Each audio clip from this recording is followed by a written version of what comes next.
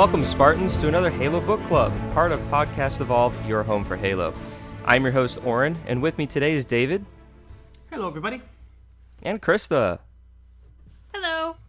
And today's book club is on Palace Hotel. It's one of the short stories from Halo Evolutions, the essential tales of the Halo universe, written by Robert McLeese, and it is loose retelling of the events of the level Metropolis in Halo 2, with major differences in events and locales and dialogue and everything else. Loose is used Really very loose. loosely. Really loose. It's pretty loose. It it's kind of disgusting how loose It pretty much got like the city right, and it had Master Chief. Everything Yeah, else is really the locations are it's just like we'll get into it, but if you were to play the mission Metropolis and then read this story, you would swear it's two different events that revolve around a scarab. The scarab is like the only thing that carries over. But we'll get into all of that. But before we get started, some housekeeping. If you're new to the show, welcome. Podcast Evolve is a host to a variety of shows. This is Halo Book Club, where we talk about the Halo novels, short stories, and comic books. Our other shows are the main Podcast Evolve feed, Mission Debrief, Builds with Blocks, and Halo Headlines. And we have a partnership with HCS Pro Talk with Josh and Will, where they discuss the latest information within the competitive Halo scene with an emphasis on community every week. You can learn more about each of them on our awesome website, halopodcastevolve.com. If you're already a fan of the show, we ask you to rate us and leave us a review. We greatly appreciate all of the feedback that we receive from our listeners to improve the quality of all of our shows. We would like to take a quick moment to thank all of our patrons for the continued support. Thank you guys so much for keeping the lights on and supporting us as we branch out and give you guys more and more content each and every week. Our patrons receive a variety of exclusive rewards, such as early episodes, unique swag, and access to our very own soundtrack album featuring 18 songs. Head over to patreon.com/podcastevolve to learn more. And finally, we encourage all of our listeners to support Audible, where they can enjoy the growing collection of Halo novels all in one place, along with thousands of other novels, guidance, wellness programs, and more. You can use the URL audibletrial.com/podcastevolve to learn more and start your free trial today. Yay! Yay! Woo! I mean, Right. yay! So we're just gonna bring this up to the top. This is probably the worst and least favorite short story from the Evolutions collection. There's always going to be a best, Mona Lisa, and there's always going to be a worse. So we'll kind of just get into it. Robert McLeese, it's written well, but it's just not, it's weird. The way I kind of talked about it before the show is that it almost, in my head canon, is kind of making it as if like a Marine is remembering these events, because memory can always be fuzzy than how it actually happened. And if you kind of think about it from that regard, then it's like, yeah, okay, I can kind of see how it goes. But we'll kind of get into where the differences are between the mission Metropolis and the short story. But Robert McLeese, he did a good job, I guess. Fine effort. Tor Books was originally the publisher, and then it did the re-release in 2019 through Simon & Schuster. It's available on all platforms, or re-released multiple times in 2009, 2010, and then the 2019 editions. And it's a short one. It's only about 30 pages. It felt long. Oh, it felt long because it was just like, this is just wrong. Like, Yeah. but I will say there is a moment which I'll talk about that I think was written very well, that I did like having a sort of like novelesque interpretation of the events compared to how we as the player played it in the game, which we'll talk about, which I think is kind of the strong section right in the middle of the short story. The summary is that this story is set during the Battle of Mombasa, and it follows the Master Chief as he makes his way to the heart of the city on a mission to board the solemn penance from the other end of the bridge to a Marine outpost in the city where he meets a childhood friend. And so it's such a strangely worded summary, because like it's literally him and Cortana trying to stop the scarab to like destroying the city. And then, yes, there is his sort of side mission that he's trying to do, which is to capture the Hierarch. which is, what was that, Project Red Flag, something like Yeah, Operation so. Red Flag, that he had all the way back in the beginning of CE. Reach. And Reach, yeah. So anyway, so Chief's still trying to do that, and from the mission in Metropolis, you start on your bridge, like this says, and you battle your way through Covenant until you reach the Scarab at the end of the level. So this is in October 2552, and it takes place new on Bossa Earth. We all kind of know that. We have some interesting characters. We have the Master Chief, of course, and Cortana. We have Corporal Palmer, a Private Sullivan. Question mark? Yeah, question mark. There's also like a corporal or like a Private Locke as well. Question mark? Question mark. But this Palmer character is not Sarah Palmer from Halo 4 and the Spartan 4s and all that kind of stuff. When I first read this, I was like, what? No way. Is she really like here? Because she's described as a redhead, and And she totally reacts to meeting John in Halo 4 for the first time. Yeah, and that was like, this Yeah. is kind of like strange. I was While wondering. this Palmer is begging for his babies. Yeah, That was a weird that's scene. that was interesting. I'm surprised that made it in there. I want your man gravy. All right. Good talk. It's like, It, Jesus. it was such an extreme notation to just make a point how she doesn't want to run 50 meters to get into a warthog and possibly die. I'll let you shoot me up with your man gravy, but I ain't running. I No, will aliens stop can being a shoot me Marine. up. You know what? I'm just gonna read it. Where is that thing? It's too. Just read it, it's please. too good. Just read it. Spoilers, but You sent it to us in the or chat. actually, I'll do this. I'll tell you what. I'll get to that point. But basically, John makes his way. Like the story starts at the beginning of the Outskirts level, where everyone's in a Pelican after they gave the Covenant back their bomb and they had the whole Cairo Station stuff. But then the Scarab shoots it down and it crash lands, and then that's where the mission Outskirts begins. But then the story very quickly just jumps to him already being near the bridge that leads into the city proper, which is fine, but like that's then the end of, or that rather the beginning of Metropolis, where a giant tank gets dropped off, and you have Michelle Rodriguez being like, they tore right through us, and then Sergeant Johnson's like, get it together, Marine. We had a that's not the Share the Rock one. It's the I know what the lady's like. That's what that line is. But anyway, so then it just kind of goes from there, and Chief meets these other characters, this Palmer character, Sullivan, and they're separated from their squad, which they are in the game. They have character models, and assuming that you're playing on an easy difficulty and they're able to stay alive, they do go with you throughout the whole level. But it kind of just vaguely goes through these actions that are a little disjointed from the game, until you get to that one part where you exit the sewers and there's that sniper that's facing behind you, or you're approaching the sniper and you kill him, and then there's like an amphitheater round area, and it's like completely overrun by other Jackal snipers. There's some ghosts, and like that's like a really crazy cool guy on a warthog running around. Yeah, crazy guy on a warthog. Like it's a really cool moment in the game, and I think this is where like the story actually shines the brightest, because you get some really cool descriptions and Chief ordering these Marines around and kind of tactically taking down all these people, because in the game you just walk over and just start killing everything and the Marines just kind of do their thing. But like what is kind of cool is that the story like takes a moment for Chief to like, okay, here's what the op is, guys. We're going to do this. You guys are going to flank on this side. And so like that sort of like added layer I think is kind of cool, because you get to do that in a short story or like a novel. But like if only that was present throughout the whole book or throughout the whole short story.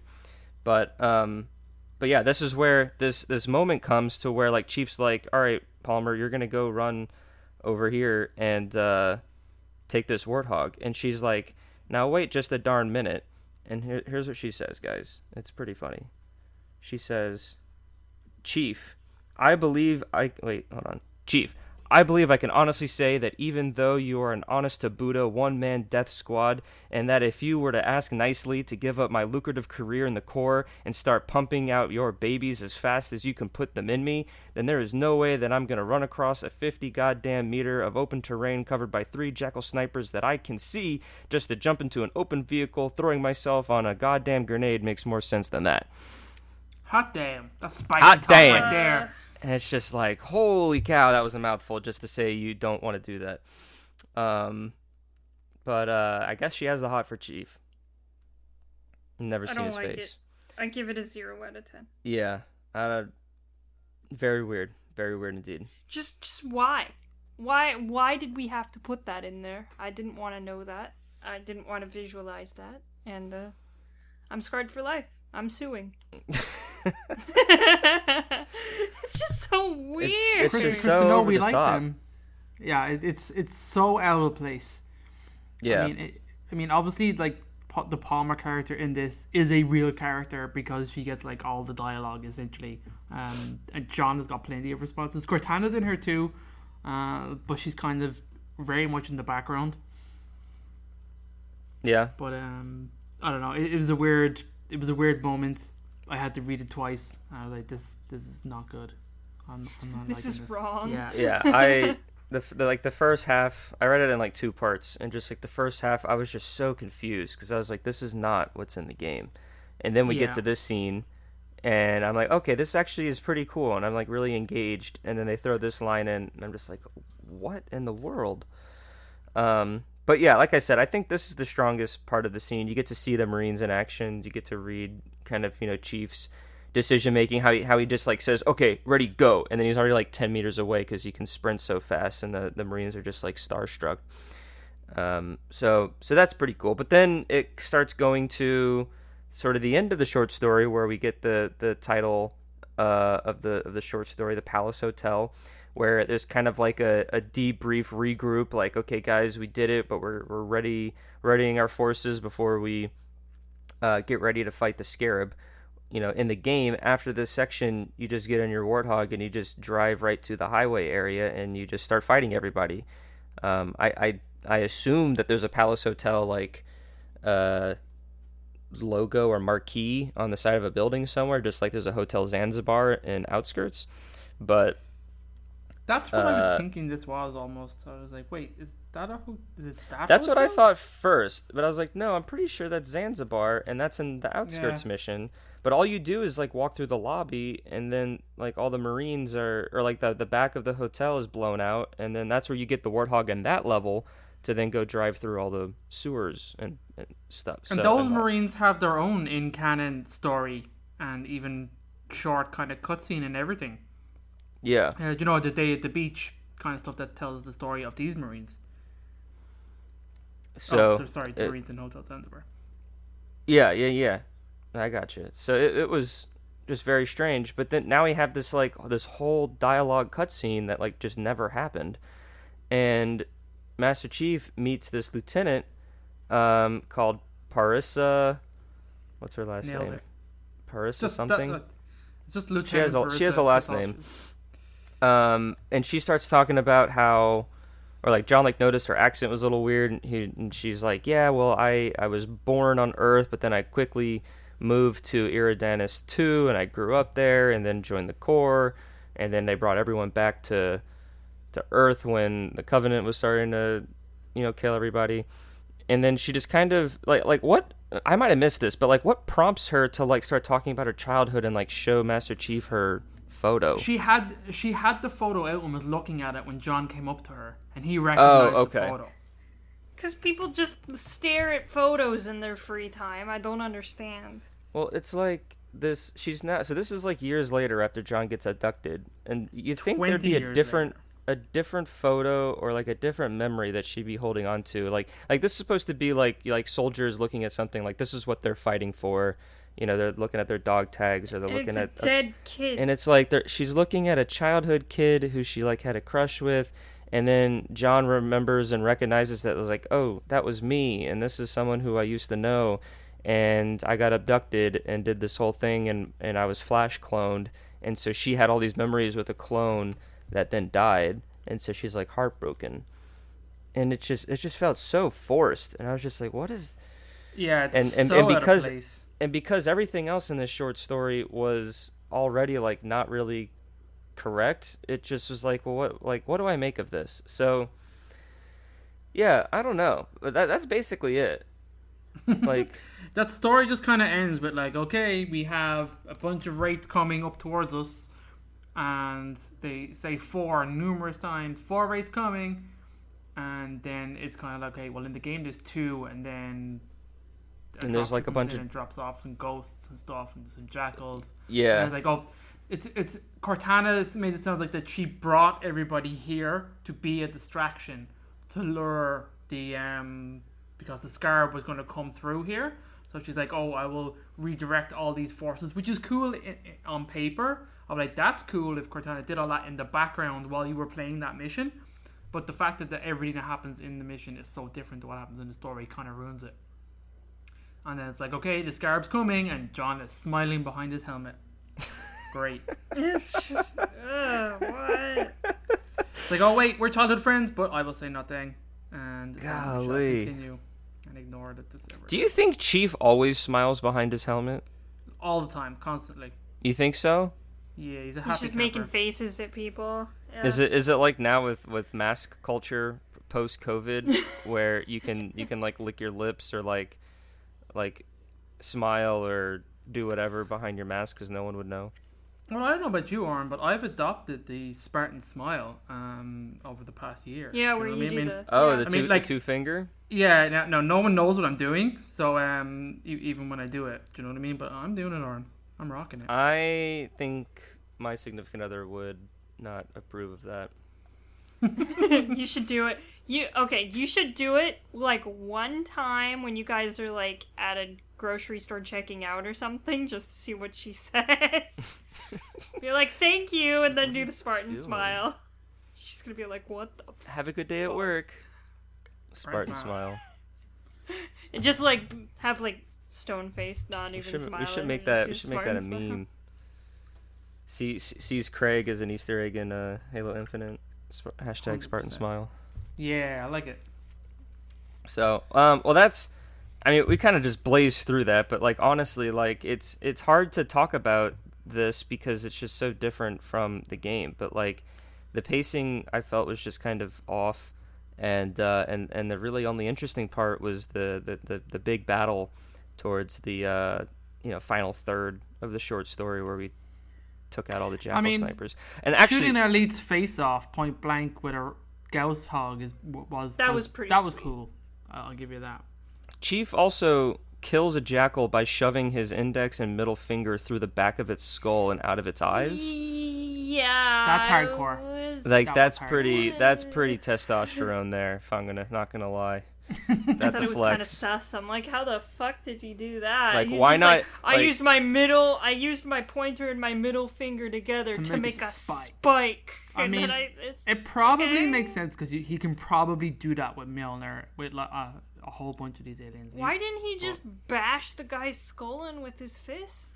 And Yeah. Why are we doing Why- It was the first why time not he just ever punch did him? this, and was like, "Oh shit!" I bet he was behind that mask. He was going. Everyone "Oh, else fuck." is dying around in the city. He's like, I wonder if I can do this. It's like, oh my god, what? Just bash his face in. Why are we doing this like Cortana's spike like, thing? hey, try this cool thing. I think you can do it. You should try it. It'll be super pog, Chief. And Chief's like, fuck yeah. You want to impress It's this girl? almost- This is what you do. That girl wants my babies. It's almost like Chief was going through the game, and it's one of those random event achievements where it's like kill this guy a certain way. It's like you gotta do the 2-finger death punch. The most aggressive and brutal way Spartans kill everything. But yeah, it was pretty. So- crazy. Other than that, there's nothing overly of note. Well, in the did story. anyone else like I had a huge problem with the phonetic spelling Yes, of stuff. I did too. That was didn't- hard to. Yeah. Yeah, that was weird. Like ATV was like AEE-TEE-VEE instead of just the letters. when she's saying like your CO, like your commanding officer, it's spelled like SEE, yeah. like OOH. I was like, oh my god, so unnecessary. My brain just skipped it. Yeah. Right? Like, I didn't even read that part, so anytime that happened, I didn't know what was going on, because my brain was just like, we're not dealing with this right now. You just skip it. You'll figure it out later. Yeah. I mean, the other thing that was in the story that I liked was he describing the reason for the city being constructed the way it was. I'm like, oh, that's interesting. It's a tether city, therefore it's built in blocks that are sectioned off with big barriers in between them, so that if something happens in one portion of it, like the tether collapses, it will only wreck some of the city and not all of it. I'm like, that is cool. And that explains why cool. The city is built big massive walls in between certain sections and stuff. That was cool. That's probably the only thing really takeaway I got from this. And just before we finish, I did look up the Palmer character to see, okay, who is this person from and why she's not Sarah Palmer. So she's just called Corporal Palmer, but her kind of in the production on here, which I like. So this character is based on the red-haired female Marine voiced by Laura Prepon. So this is the actress from the 70s show. There was a whole bunch of obviously voice actor cameos in Halo 2, and she does the Marine that gives you the shotgun. So she comes up and goes, "Just take this, sir, it's close quarters on the other side." And that's right before you come into the open area where you murder the shit out of that jackal with your 2 fingers into the skull. That's where you meet her. So that's what this character is based off. So apparently this short story is a loose adaptation of this character, which is interesting. That they actually decided that, okay, yeah, this person here is Palmer, that's her name, and here's a short story that she features in. But there you go. Just so you know. Yeah, the character is in the game, so yeah, like the word "loose" is used loosely, is the way I'll put it. Yeah, so, for sure. But hey, it's a story, we got to cover it, and that's what we think of it. I don't think anyone necessarily needs to read it, but if you want to know what it's all about, you can. Don't read it. Just play the mission. Yeah, you'll have a better time. Yeah, they give you a tank in the mission. They don't give you a tank in the book. Like, I don't get it. Well, anyway, I guess that's it, guys. This would be a short one. I mean, it is what it is. So, thank you all for joining us. Like we mentioned at the top of the show, you can find every episode to all of our shows on our website, halopodcastevolve.com. It also features links to our Discord server, Facebook group, Patreon page, Xbox Live Club, as well as other contact information. Once again, another special shout out to all of our patrons. For supporting the show, making everything possible. Ow. You guys are hot. Yeah. Corporal Palmer, yeah, she'll say one of those lines to our patrons if you're into that kind of stuff, you know. Oh my god. And finally, if you want to leave us a voicemail about this episode, if you really want to, or another episode, or anything Halo related for that matter, you can give us a call at 205-EVOLVED, which is 205-386-5833. And with that, I've been your host, Oran, and until next time, everyone, evolved! Evolved!